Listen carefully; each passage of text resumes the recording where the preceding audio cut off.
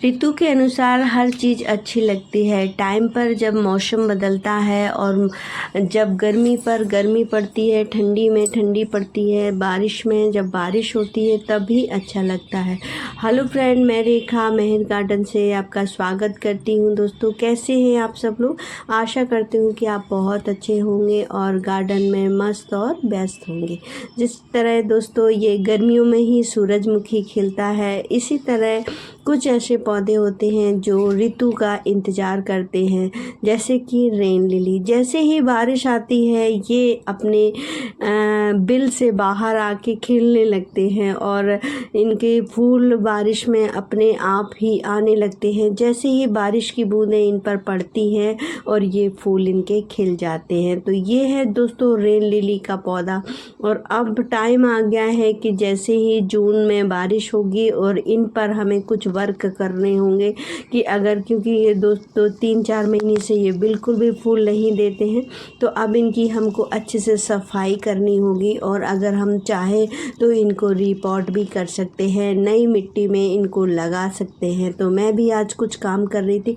बारिश आने से पहले आप अपने रेन लिली के साथ ये वर्क ज़रूर कर लें, क्योंकि अगर आप बारिश में फूल चाहते हैं कि हमारी रेन लिली में अच्छे फूल आएँ तो ये काम बहुत ज़रूरी है। इस पौधों में एक शरीफा का प्लांट लगा है, तो इसको मैंने हटाया है और उस पौधे को उसी में रहने दिया। ये हैं रेन लिली के बल्ब। ये देखिए दोस्तों, इसमें मैंने 4-5 ही पौधे लगाए थे और आज इसमें इतने सारे ढेर सारे बल्ब हो गए हैं।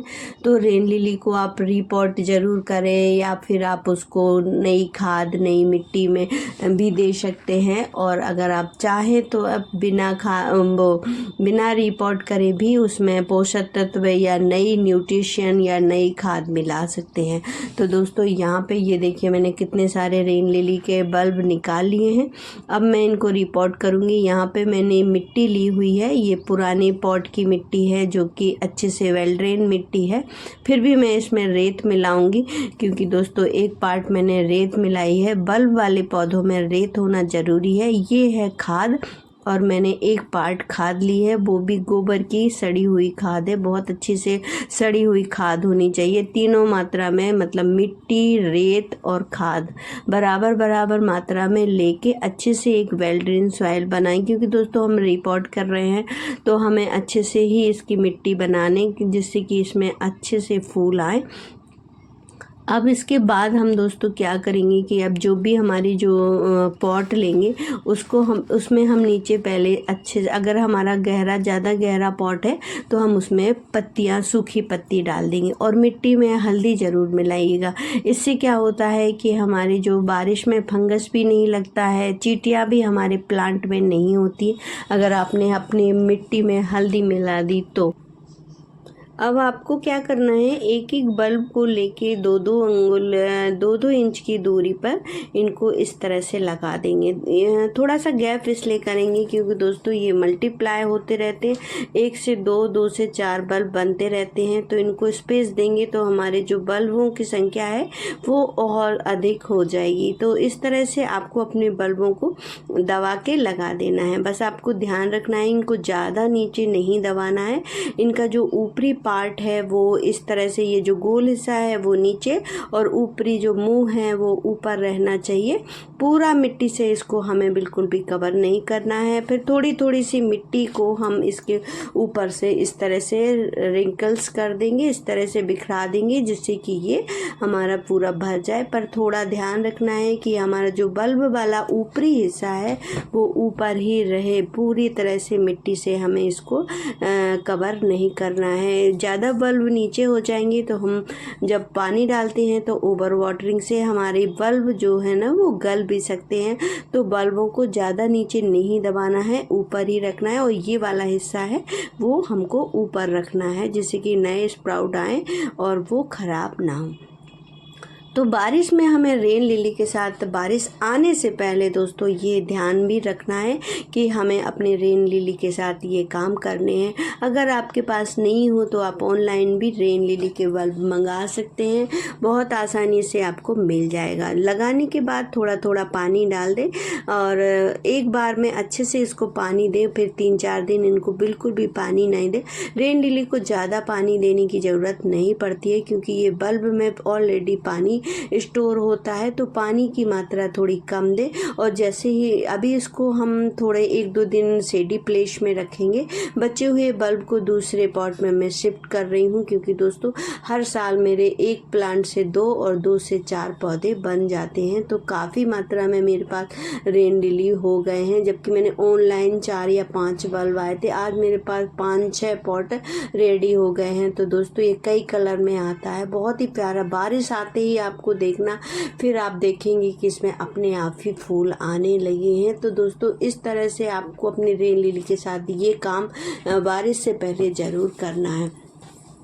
अगर दोस्तों आप चाहते हैं कि आपको अपने रेन लिली को पॉट नहीं बदलना है तो उसको कुछ खाद वगैरह भी देना बहुत ज़रूरी है। तो मैं कुछ पॉट ऐसे हैं जिनको मैं रीपॉट नहीं करूँगी, तो मैं इनको देखो इस तरह मैंने ये तो रीपॉट कर दी। अगर आप रीपॉट नहीं करना चाहती, अगर जिस तरह ये मेरा पॉट है तो मैंने अगले साल ही इसको रीपॉट किया था, तो मैं इस साल इसके पॉट का चेंज नहीं करूँगी और मिट्टी भी नहीं बदलूँगी। बस मैं इसको अच्छे से सफाई करके इसमें जो सूखी हुई पत्तियां हैं उनको हटाना है।